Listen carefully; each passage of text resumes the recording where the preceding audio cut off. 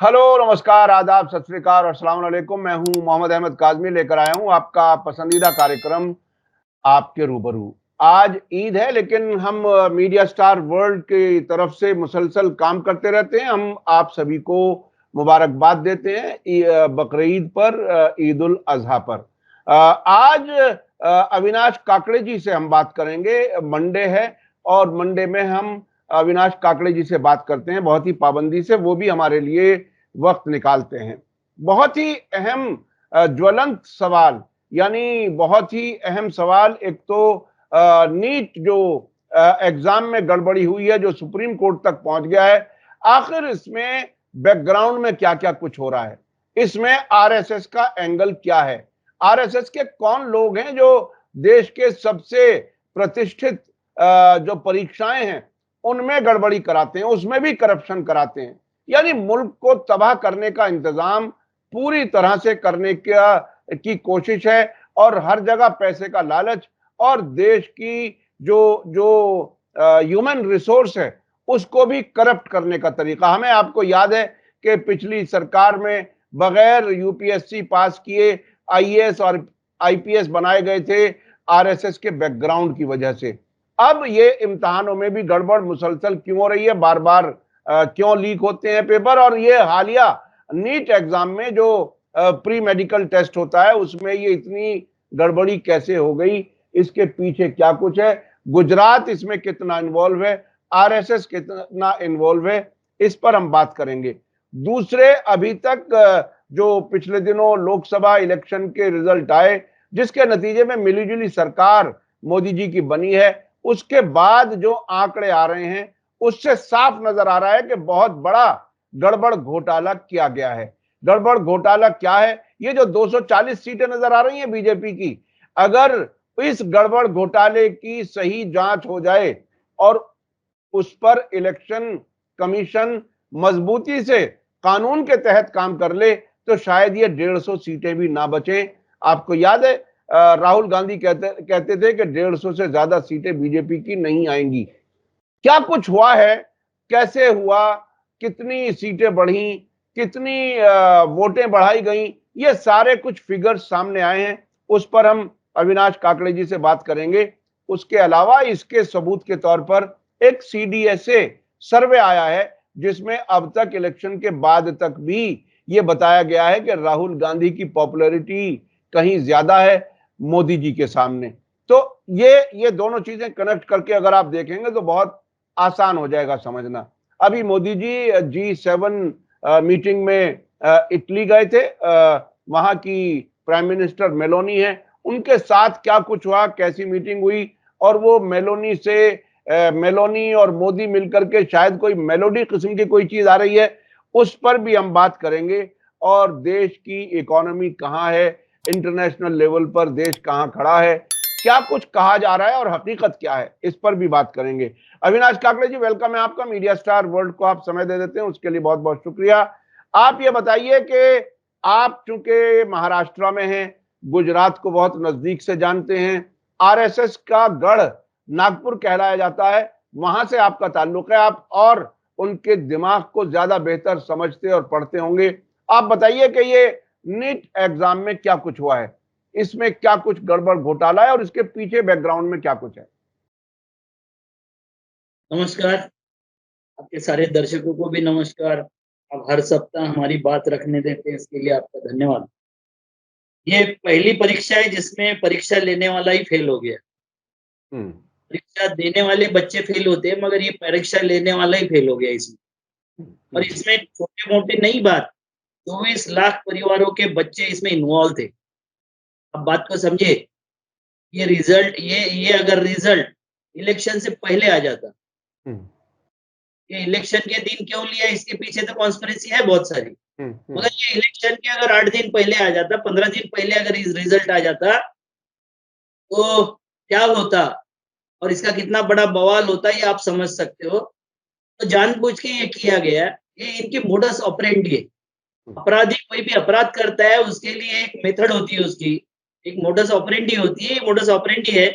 और ये modus operandi जब शुरू हुई थी, तो इसके जो नीट के चेयरमैन हैं, प्रदीप जोशी, ये प्रदीप जोशी, आरएसएस ने इनको वहां पर पोस्ट किया है। ये आरएसएस के जो प्रमुख थे, ये एमपी लोक सेवा आयोग में जब बैठे हैं, तो उस वक्त वहां शिवराज सिंह का राज था और आरएसएस के विनोद जी ने उसके क्षेत्रीय प्रभारी थे, चिट्ठी लिखकर कहा कि प्रदीप जोशी एबीवीपी के अध्यक्ष रहे हैं, विभागीय संभागीय या इसके अध्यक्ष रहे हैं।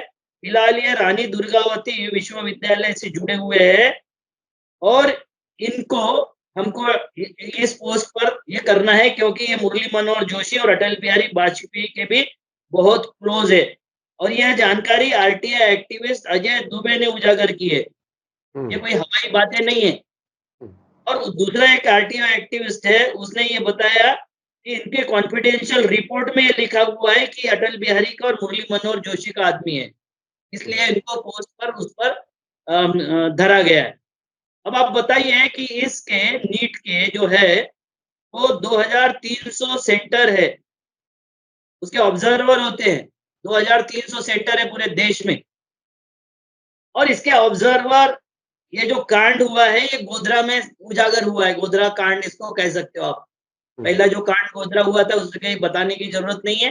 ये दूसरा कांड है कि जिसमें हमारे बच्चों का, हमारे युवाओं का भविष्य चौपट करने की बात जो है, और आरएसएस के जो चड्डीधारी गैंग है उनको वहां प्लेस करने के लिए ये सारा षड्यंत्र कैसे किया है, इसका ये जीता जागता उदाहरण है। क्योंकि आरएसएस के जब लोग होते हैं, प्रदीप कुलूरकर और हेमंत जोशी, प्रदीप कुलूरकर आपको पता है कि जिसने मेट्रिक डीआरडीओ में रहते हुए बेचा था, ये 4 पीढ़ियों से आरएसएस के ड्रम बजाता थे, इनकी 4 पीढ़ियां। और हेमंत जोशी है, वो महाराष्ट्र के सूचना आयोग के ये थे, प्रमुख थे, और इनके पास में 3000 करोड़ रुपए मिले थे जब इनके ऊपर छापा मारा गया। तो इतने ईमानदार लोगों का ये आरएसएस है, ये सब। और तुरंत आरएसएस बोल देता है कि हमारा कोई संबंध नहीं है। जैसे गोडसे के बारे में बोलता है, ऐसे इनके भी बारे में वो बोल देगा कि हमारा कोई संबंध नहीं है। मगर ये ऑन रिकॉर्ड है कि आरएसएस के विभागीय संभागीय प्रमुख ने इसके बारे में लिखा और इसको उस पोस्ट पर पोस्ट कर दिया। और इस पोस्ट करने के बाद इस आदमी ने अभी एक सेंटर की आपको मोडस ऑपरेंडी बताता हूँ। देश भर में क्या हुआ वो तो आपने पिछले सप्ताह बता दिया, मगर इस वक्त मैं आपको स्पेशली गोधरा बताता हूँ कि गोधरा में 10-10 लाख लिए हुए 30 विद्यार्थी थे और वो 30 विद्यार्थियों को पास करने का जिम्मा एक कॉलेज ने ले लिया, एक सेंटर ने ले लिया। और वो सेंटर के जो ऑब्जर्वर थे वो उसी कॉलेज के थे।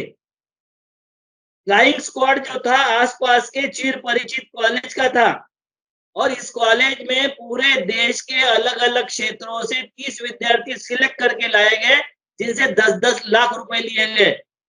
और ये 10-10 लाख देने वाले विद्यार्थी, डेप्यूटी ऑब्जर्वर बता रहा है कि अभी जब इनकी एग्जाम हुई, क्योंकि स्थानिक प्रशासन को इन्वॉल्व नहीं करना है, इतनी इंपॉर्टेंट एग्जाम में कोई स्थानिक प्रशासन नहीं, स्थानिक पुलिस नहीं, मगर दुर्भाग्य से ये वहां के स्थानिक प्रशासन को इस सेंटर की इरेगुलरिटी पता चली।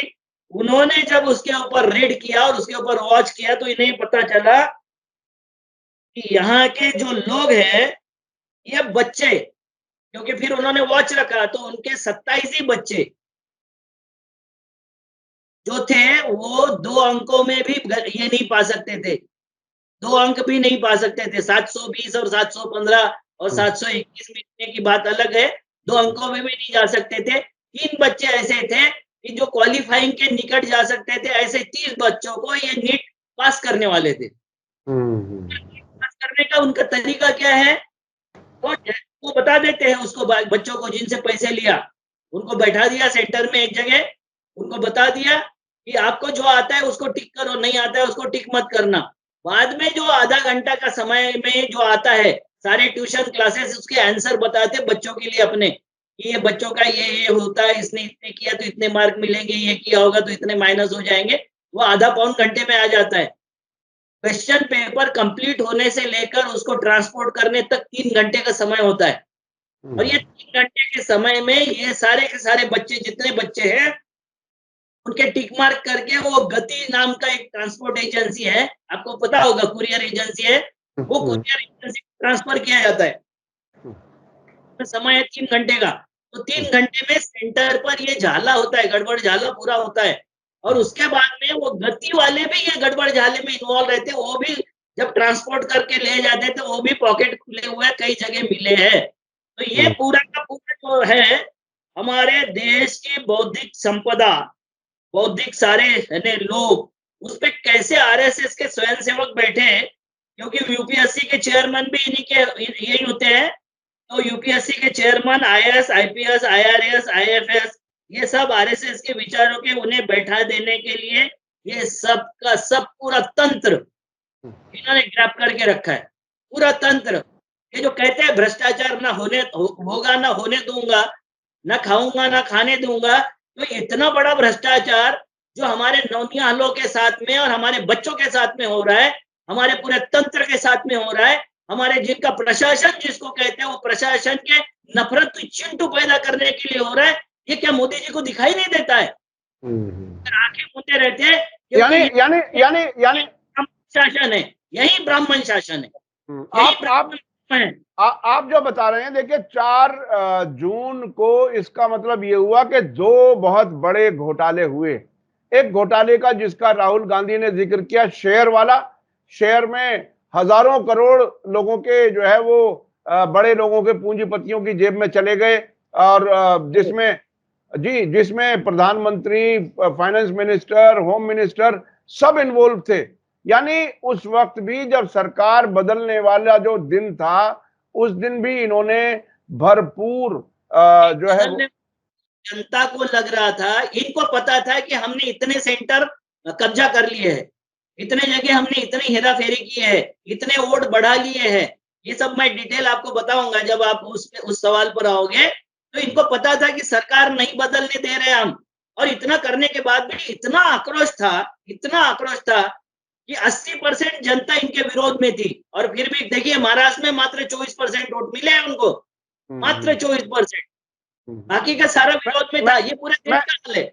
मैं उस पर इलेक्शन रिजल्ट पर और थोड़ा सा और आगे आऊंगा। नीट के बारे में जो आप कुछ और लिंक्स क्या कुछ हैं, आरएसएस और गुजरात के लिंक्स क्या क्या हैं, थोड़ा सा और बताइए गहराई से, अगर लोगों तक बात पहुंच सके तो। सारे जगह चेयरमैन जो बैठे हुए हैं, हम जो यहाँ के लोग क्रांतिकारी बनने की कोशिश करते हैं कि सत्ता को परिवर्तित कर देंगे, व्यवस्था को परिवर्तित कर देंगे, इनको समझ में नहीं आता है कि आरएसएस अपने लोग हर जगह, हर यूनिवर्सिटी में, यूजीएससी से लेके यूनिवर्सिटी ग्रांट कमीशन से लेके डॉक्टर, इंजीनियर, आईआईएम, आईआईटी सब जगह भर्ती के जगह पर इनके लोग बैठे हुए। आपका बच्चा कितना भी होशियार हो, वो आईआईएम में एडमिशन पाएगा कि नहीं, वो आईआईटी में एडमिशन पाएगा नहीं, ये तय करने वाले वही है। ये जी आरएसएस तय करेगी कि किसको पास करना, किसको नहीं पास करना। ये यहां तक बात पहुंच गई और यानी पूरी नौकरशाही पर आरएसएस का कब्जा हो, ये उसी का हिस्सा है। अच्छा, अब मैं चलना चाहता हूं इलेक्शन के रिजल्ट पर। चूंकि जो जितना 240 का आंकड़ा आया, उसके बारे में अब से पहले कुछ लोगों ने अंदाजे, अटकल और शायद कुछ आंकड़ों के सहारे कुछ कहा था। आपके पास क्या आंकड़े हैं कि क्या कुछ हुआ, ये 240 भी कैसे आए, किस तरह से आए, और इसमें इलेक्शन कमीशन किस तरह से इसमें इन्वॉल्व रहा, और जो गोदी मीडिया था वो तो जाहिर है अब तक भी गोदी में ही बैठा हुआ है, क्या कुछ हुआ जरा बताएं थोड़ा। देखो, मैं आपको एक बात बताता हूँ, इसके एक अभी इलेक्शन जैसे ही हुआ, दूसरे दिन एक सर्वे करवाया सीएसडीएस ने, और इस सीएसडीएस के सर्वे में पूछा गया है कि प्रधानमंत्री आप किसे देखना चाहते हो। तो ये पहला सर्वे है इलेक्शन होने के बाद जिसमें राहुल गांधी को 36% लोगों ने लाइक किया और 32% लोगों ने मोदी को लाइक किया। मतलब राहुल गांधी 4% से ज्यादा है, और बाकी का परसेंटेज अलग अलग नेताओं के इसमें है।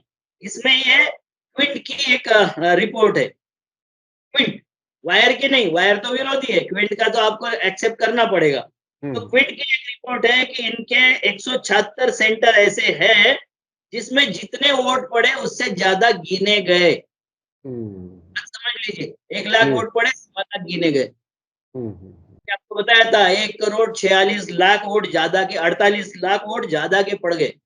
ये कैसे पड़ गए, क्या पड़ गए, इसका कोई ट्रेस नहीं है। इसके बारे में चुनाव आयोग कुछ बताने को तैयार नहीं है। इसका सोर्स क्या है, इसका माध्यम क्या है, ये कैसे हो गया, चुनाव आयोग इस पे कोई बात करने को तैयार नहीं है।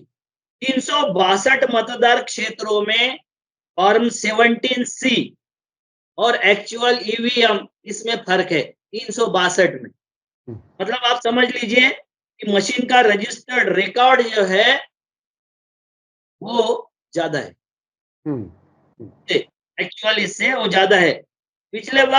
पिछले जो इलेक्शन था 19 का, उसमें 68.1 करोड़ वोट पड़े थे। इस वक्त 64.4 करोड़ वोट पड़े और ये करीबन 4 करोड़ वोट कम पड़े। तो अभी ये 4 करोड़ कम पड़ने के बाद भी इन्होंने क्या किया कि 1.48 करोड़ जो वोट बढ़ाया, एवरेज अगर पकड़ ले तो 614 वोट पर सेंटर है। पूरे देश में अगर 614 वोट पर सेंटर है और कई जगह 48 वोट, 25 वोट, 50 वोट ऐसे लोग हारे और जीते हैं। और इन्होंने तो इतने वोट एवरेज में डाल दिए, एवरेज इतने वोट बढ़ा के डाल दिए, तो ये इलेक्शन जो था उसको कब्जा कर लिया है। इलेक्शन कमीशन से मोदी ने इस इलेक्शन को कब्जा कर लिया है और ये कब्जा इससे देता है कि जनता में जो रोष था, शरद पवार जी के 10 कैंडिडेट खड़े थे, वहां तुतारी के साथ में, वो महाराष्ट्र की एक बजाने वाली तुतारी के साथ में फ्लूट भी दिया था, दोनों को तुतारी कहते हैं। उसमें इन्होंने जो दूसरी बोगस वाली तुतारी खड़ी किया था उसके नाम, और एक जगह डिंडोरी है हमारे यहाँ, उसमें नाम एक ही रखा था। जिसने तुतारी एक्चुअल लिया है शरद पवार की और दूसरा जो डुप्लीकेट खड़ा किया था उसका भी नाम एक था। वो तीसरी क्लास जो आदमी था, जिसको पता ही नहीं था इलेक्शन क्या हो रहा है, कैसे हो रहा है, खड़ा कर दिया, उसको 1 लाख से ज्यादा वोट मिले, जो लड़ा ही नहीं। और के पीछे तीसरी क्लास आदमी के पीछे सर लगा दिया, सर। और ये सब करीबन 9 कॉन्स्टिट्यूंसी में हुआ। तो उसके बाद भी उनमें 10 में से 8 लोग शरद पवार जी के जीते। मतलब अगर इस रिजल्ट को हम एक ये मान ले कि भैया इस तरीके से पब्लिक का विरोध था, तो 80% विरोध था, 20% उनके साथ में थे। ये रिजल्ट इलेक्शन कमीशन ने पूरा का पूरा दबाने का काम किया। इतना सारा बूथ रैगिंग हुई, इतने सारे बूथों पर वोट बढ़ाए गए, टेक्निकल तरीके से उसको रैक किया गया और फिर भी ये बहुमत पे नहीं पा सके। मैंने आपको जब भी बताया था कि इनको कॉन्फिडेंस था कि हम बहुमत पाएंगे, क्योंकि इतने जगह हमने ये गड़बड़ियां की है, इस तरीके से मैनेज हुआ है, पूरा इलेक्शन कमीशन हमारे साथ में है। ये जैसे एबीवीपी टीम होती है वैसे इलेक्शन कमीशन भी हमारी टीम है और उसके बाद भी जनता ने हराया है। इस तरीके से फिर भी उस पद पर ग्रैब हुए, उस पद को कब्जा कर लिया, तो इसको बोलते हैं कि डेमोक्रेसी को अपहरण करना।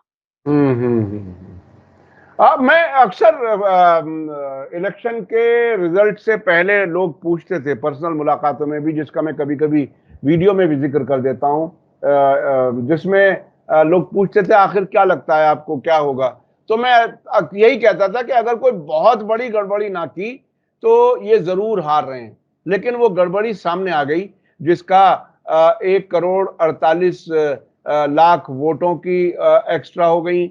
और किस किस तरह से आप बता रहे हैं, बिल्कुल कमाल की बात है कि सेम तकरीबन मिलता जुलता चुनाव निशान और सेम नाम का आदमी दूसरा ढूंढ करके लाना। कितनी मेहनत की होगी इन लोगों ने कि किसी तरह से भी जो अपोजिशन है वो दंड भेद सब तरीके से लड़ते हैं। काम इनके जज है, मैं इन्हीं के जज बोलता हूँ क्योंकि सरनेम भी ब्राह्मण है, दीक्षित, कर्नाटक की। पास्को की केस है, आपको पता होगा, येदुरप्पा पे पास्को की केस है। तो पास्को के केस में बोलता है कि ये कोई ऐसा आदमी थोड़ी है जो भाग जाएगा, फरार हो जाएगा, ये एक सीएम थे, इनको अरेस्ट करने की क्या जरूरत है, ये कोई टॉम जेरी और हेल थोड़ी है। मतलब आप बताइए कि अरविंद केजरीवाल, मनीष सिसोदिया, हेमंत सोरेन ये टॉम जेरी थे, टॉम जेरी है, और ये टॉम जेरी नहीं था। फर्क इतना ही था कि ये बीजेपी के नहीं थे, वो बीजेपी के था। यानी जजों ने भी, अदालतों ने भी ये हाल किया हुआ है कि सिर्फ उनके लिए, उनके हक में काम कर रहे हैं। अच्छा, ऐसी हालत में जब जब डेमोक्रेसी को इस तरह से छीन लिया जाए, ग्रैब कर लिया जाए, अगवा कर लिया जाए, तो अब जो ये तादाद सामने आई है 1,48,00,000 की, हालांकि ये चुनाव के नतीजे से पहले से आ रही थी, अभी अपोजिशन पार्टियां इस इशू को क्यों नहीं उठा रही? क्या है? देखिए, लोगों को अक्सर ये शिकायत अपोजिशन से होती है, अब से पहले भी थी, और अब उनकी शिकायत ज्यादा जायज इसलिए है कि अब अपोजिशन मजबूत हालत में आई है, तमाम गड़बड़ियों के बावजूद। तब भी क्या ये इन इश्यूज को उठाएंगे या इसको मान करके चुप होकर के आगे बढ़ जाएंगे? क्या है ये? सर, ये तो विरोधी पार्टी नेता बताएंगे, विरोधी पार्टियों के लोग बताएंगे कि ये क्यों चुप है, इतना बड़ा होने के बाद रास्ते पर क्यों नहीं आ रहे, रास्ते पर इसका आंदोलन क्यों नहीं हो रहा है, इस देश में पूरा बवाल क्यों नहीं खड़ा हो रहा है। क्या ये मिलापी कुश्ती थी कि तुमको जिता देते हैं या तुम जीत जाओ तो हम कोई बवाल नहीं करते हैं? मुझे समझ में नहीं आया, क्योंकि ये चुनाव तो विरोधी पार्टियों ने लड़ा नहीं था, हाँ, ये तो चुनाव लड़ा था जनता ने, और जनता ने चुनाव लड़ने के बाद भी उसके वोटों का अपहरण हुआ है। तो ये राह देख रहे हैं, जैसे वो जो भागवत है, मोहन भागवत जी राह देख रहे हैं, वो जो स्टेटमेंट दिए थे पिछले हफ्ते, आपको बताया था कि कैसे-कैसे स्टेटमेंट दिए। ये स्टेटमेंट इसलिए दिए कि वो फिलर दे रहे हैं कि कोई बीजेपी का बीच का आदमी विद्रोह करे, क्योंकि इनको तो सारे फायदे मिल गए। ये राज्य नहीं गंवाना चाहते, इनको बीजेपी छोड़ के और किसी का राज्य आए ये इनको पसंद नहीं है, चाहे ये मुंह से कुछ भी बोले, मोदी के ऊपर बोले या शाह के ऊपर बोले, किसी के ऊपर भी कुछ भी बोले। मगर आप देख लीजिए, हिंदू वाहिनी वर्सेस आरएसएस, हिंदू वाहिनी के मुखिया कौन थे? तो योगी, और आरएसएस के मुखिया भागवत, इनकी आपस में मुलाकात हुई इसको रोकने के लिए, क्योंकि मोदी ने हिंदू वाहिनी के विरोध में उपद्रव शुरू कर दिए थे। ये पहले से उपद्रव में रहे, मगर इनको अपना साध्य होता है कि हमको सत्ता चाहिए, किसी भी तरीके से सत्ता चाहिए। उसमें जैसे ही दखल हुई, भागवत कुछ भी बोलते रहे, भागवत कुछ भी बोले, किसी भी तरीके से रिएक्ट करे, मगर वो सत्ता गंवाने के लिए तैयार नहीं है, सत्ता आ जाए ऐसा कुछ भी करने के लिए तैयार नहीं है, क्योंकि नीट के एग्जाम हो, यूपीएससी के एग्जाम हो, स्टेट बोर्ड के एग्जाम हो, किसी भी बोर्ड के, उनके लोग बैठे हुए, सारे यूनिवर्सिटी में उनके लोग बैठे हुए, सारे जगह जहां से देश नियंत्रित होता है वो सारी जगह उनके लोग बैठे हुए हैं, और वो लोग जो बैठे हुए हैं वो उनको पूरी मदद करते। तो उन लोगों को मदद करने के लिए उनको सत्ता चाहिए। ये देश बहुत विशियस सर्कल में, ये विशियस सर्कल में ये देश फंस चुका है, और ये निकालने की ताकत अगर किसी में होगी तो इस देश के गरीब आदमी में ही है। इनको जब समझ में आ जाएगा कि हमने जो कम वोट दिए, तो बाकी लोगों को समझ में आ जाएगा कि अगर इसका विरोध सशक्तता से नहीं किया तो हम भी साफ हो जाएंगे, मोदी जैसे साफ हो रहे हम भी साफ हो जाएंगे। देखिए कितनी नंगाई से इन्होंने अपना मंत्रिमंडल स्थापित किया, 99% मिनिस्टर इनके कैबिनेट के करोड़पति है, 99% मिनिस्टर।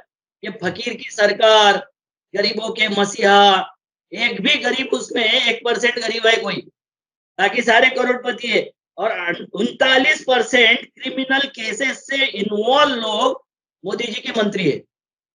कितना बढ़िया है, साफ प्रशासन, विकसित भारत, आत्मनिर्भर भारत।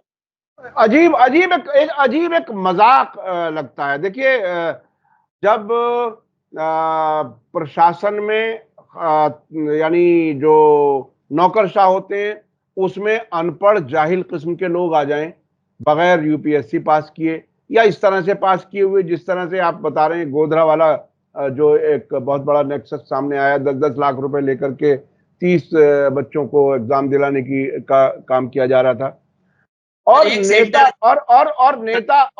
नेता ऐसे हों जिनमें से 39% क्रिमिनल रिकॉर्ड वाले नेता मंत्री बन जाएं, तो ऐसे देश का हाल क्या होने वाला है? क्या कुछ होगा फिर? अगर अगर अगर अफसर भी ऐसे होंगे और नेता भी ऐसे होंगे। आमतौर पर कहा जाता है कि अफसर जो है वो नेता को सीधा कर देता है कि साहब ये गैर कानूनी है, ये काम नहीं होगा, लेकिन वहां तो सारे ही इकट्ठे एक जैसे हो रहे हैं। क्या है सर, ये मुसोलिनी का एक मैं ये पढ़ रहा था, बायोग्राफी पढ़ रहा था। मुसोलिनी के बायोग्राफी में जैसा जैसा उसने किया, वो जिस देशों की मदद लिया, कौन से देशों ने उसको फंडिंग दिया, वो किस तरीके से बढ़ा, हारने के बाद भी कैसा जीत को प्रचारित करते रहे, ये सब सत्ता को ग्रैब करने के लिए वो उनके जो काले शर्ट वाले लोग थे उनका कैसा उपयोग किया गया, उसकी कितनी बड़ी सेना थी, राजा को कैसे डराया गया, वहाँ के राजा को। मुझे सर वही चीज़ यहाँ दिखाई देती है। वहीं तो जो मुसोलिनी का जो ये डुप्लीकेट पार्ट है, लगता था हिटलर का है, हिटलर का कुछ अंश है। मगर मुसोलिनी के जब मैंने ऑटोबायोग्राफी पढ़ा तो ऐसा लगा कि ये मुसोलिनी पार्ट 2 है और मुसोलिनी को सुसाइड करना पड़ा था। महिलाओं की उसके पास में कोई कीमत नहीं थी। जिस महिला ने उसको सारी मदद किया, उस महिला को उसने समाप्त कर दिया। मतलब उसकी हत्या करवाया। अब देख लीजिए इनके जीवन में भी यही है। इनके जीवन में भी इसी तरीके से चल रहा है। सारा चलचित्र मुझे समझ में आ गया जब मैंने वो ऑटोबायोग्राफी पढ़ा, तो ये तो वही चल रहा है, उसकी ही कॉपी चल रही है।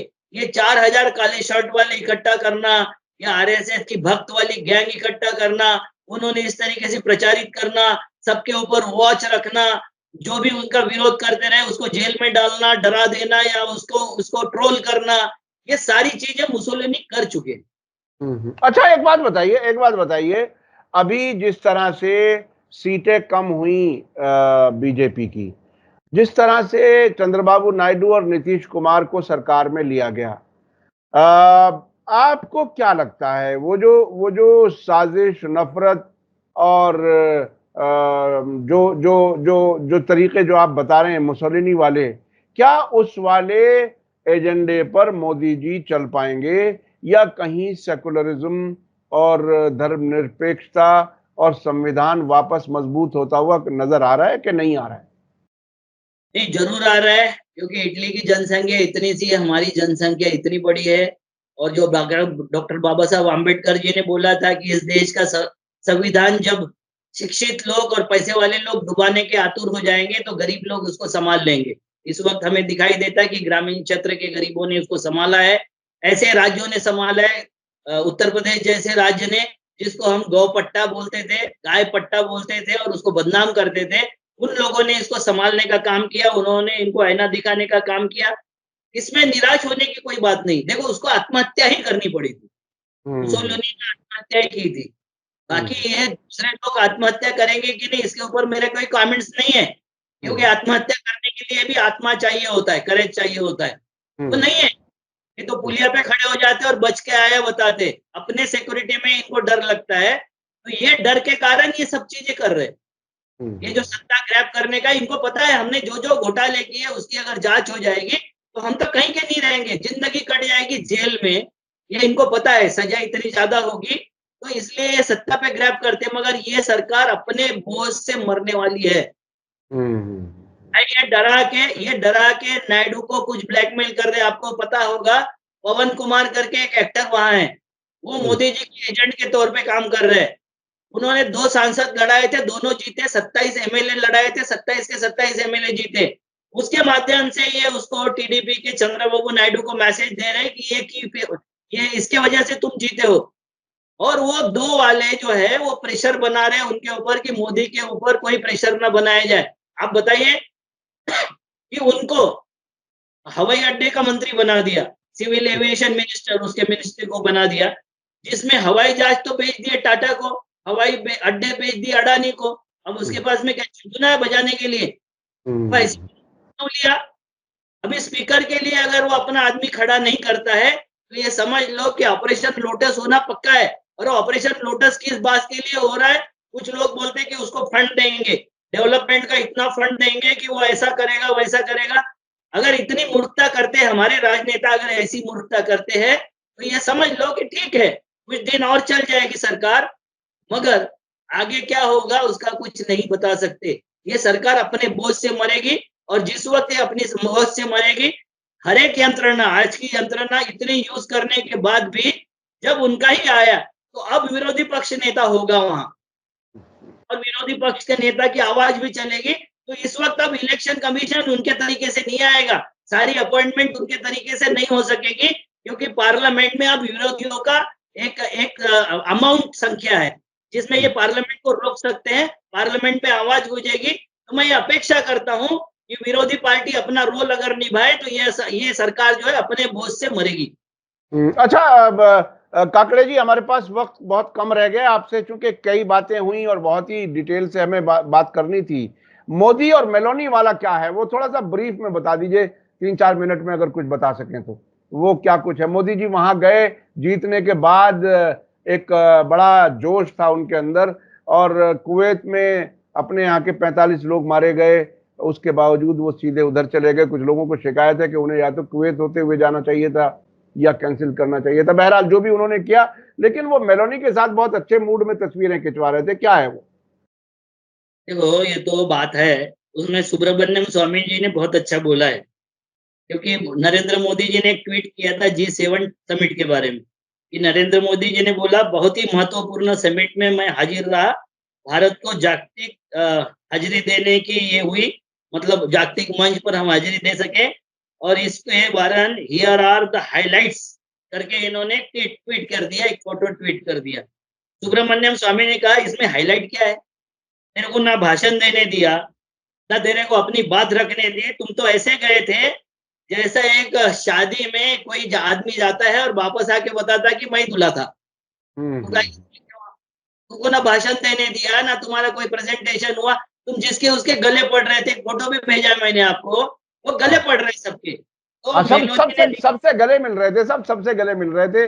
पॉप पड़ रहे थे, हाँ गले पड़ रहे थे, मिल नहीं रहे थे सर। आप देख हाँ लीजिए फोटो, गले हाँ पड़ने वाला है, मिलने वाला है, ये फोटो जी। आपको समझ में आएगा। मेलोडी ने लिखा है, हेलो फ्रॉम मेलोडी टीम, ये मेलोडी टीम है, उसका समझ में आया। इसकी फोटो, इनके ही फोटो के साथ में मेलोडी टीम लिखा है। इटली की पीएम जॉर्ज मेलोनी ने भारत के प्रधानमंत्री के साथ सेल्फी शेयर की और उन्होंने लिखा, हेलो फ्रॉम मेलोडी टीम। तो मेलोनी भी इनको अपने टीम का, ये तो मुझे ऐसा लगता था कि ये मोदी, मैंने क्या बोलते हैं, मोदी टीम का हिस्सा है, मोदी परिवार है। मगर जी मोदी परिवार एक मेलोडी टीम में जाके समर्पित हो गया।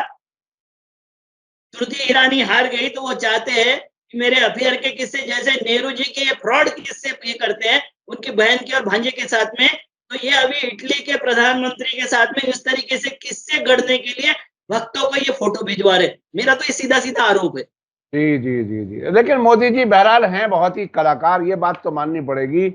आप गले पड़ने की बात कर रहे हैं, वो बता रहे हैं हम गले मिल रहे हैं और दुनिया भर में हमें बड़ी इज्जत मिल रही है। ये बहुत ही अजीब बात है। देखिए, G7 में भारत जो है वो मेंबर नहीं है, लेकिन उन्हें इटली की प्राइम मिनिस्टर ने उन्हें बुलाया था। और एक, एक मैं एक बात बता के करता हूँ जी कि ये लार्जेस्ट इकोनॉमी है, उसमें भारत की अवस्था क्या हो गई है ये देख लोगे तो भारत की 80% जनता क्यों विरोध में, आपको समझ में आएगा। उसमें यूएसए का जीडीपी है 27,974 बिलियन यूएसडी है, और उसका जीडीपी पर कैपिटा इनकम है 83.6, ये 1000 में है, यूएसडी 1000 में। हाँ। इसमें 10 राष्ट्र है, इसमें इंडिया की जीडीपी है 4112 करोड़, 5वें नंबर पे है, और इसका पर कैपिटा जो इनकम है वो है $2.85। हम्म। और जीडीपी कैसे इतना हो गया? क्योंकि 10 में कोई भी सिंगल फिगर में नहीं है, कोई भी राष्ट्र सिंगल फिगर में नहीं है। यूएसए 83 है, चाइना 13 है, जर्मनी 56 है, जापान 34 है 34, यूके है 52, फ्रांस है 48, इटली है 38, ब्राजील है 11 और कनाडा है 55। और हम उसमें 5वें नंबर पे इसलिए बैठ गए क्योंकि हमारे 22 लोगों को सारी संपदा हमने दान कर दी। इस वजह से सारी जनता विरोध में थी, मगर इनके सर्कस, साम दाम दंड भेद, ये सारे सर्कस से मोदी ने ये इलेक्शन कब्जा कर लिया। ये हर तरह से कोशिश की, और उसमें डर भी था और कोशिश ये भी थी कि हम किसी तरह से हुकूमत में बने रहें। अब ये हुकूमत कितने दिन चलेगी आने वाला वक्त बताएगा, लेकिन एक हालात। फिगर, एक छोटा सा फिगर और देता हूँ, हाँ। एक छोटा सा फिगर और दे देता हूँ। मिरर नाउ का फिगर है, वो बोल रहे हैं कि now work place report says 86% of Indian are either struggling और सफरिंग इन द कैरियर। 86% इस देश के युवा स्ट्रगल कर रहे होंगे या सफर कर रहे होंगे। ये विकसित भारत है, और इस विकसित भारत के लिए भक्तों ने भी सोचने का ये समय है। जी बिल्कुल बिल्कुल बिल्कुल। ये देखिए, नौजवान, वाकई पढ़े लिखे नौजवान को जब देखते हैं बेरोजगार, तो बहुत ही तकलीफ होती है और कोई ऑप्शन उसके साथ नजर नहीं आती। मैं नई दिल्ली में जिस इलाके में रहता हूँ, आसपास लगता है कि सब हालात बहुत अच्छे हैं, लेकिन यहाँ भी मैंने खुद एक बार लोधी गार्डन के बाहर एक लड़के को सुबह-सुबह बहुत नहाया धोया साफ-सुथरा जीन्स पहने हुए, लेकिन एक थैले में वो खाली प्लास्टिक की बोतलें इकट्ठा करता हुआ नजर आया। देख के बहुत अफसोस होता है नौजवानों को। आने वाला वक्त देखिए किस तरह से होगा, क्या होगा। अब ये जो बच्चे बहुत मेहनत करके अपने करियर को निखारना चाहते हैं, आगे बढ़ना चाहते हैं, नीट जैसे एग्जाम दे करके, उनको भी एक तरह से इनको तकलीफ में डालने का, उनके करियर के साथ खेलने का, उसमें भी करप्शन करने का, उसमें भी अनपढ़ लोगों को ऊपर बिठाने का इंतजाम ये करते हैं। ये सबूत के तौर पर इस बात में आया। आपको ये वीडियो कैसा लगा कमेंट्स में जरूर लिखें। इसी के साथ मुझे दीजिए इजाजत। धन्यवाद, शुक्रिया। जय भारत, जय हिंद। मीडिया स्टार वर्ल्ड के और वीडियो देखने के लिए हमारे चैनल को सब्सक्राइब करें और सीधे नोटिफिकेशन पाने के लिए बेल आइकन दबाएं। और अगर हमारी खबर सच्ची और अच्छी लगे तो अपने व्हाट्सएप, इंस्टाग्राम, फेसबुक और ट्विटर अकाउंट पर जरूर शेयर करें।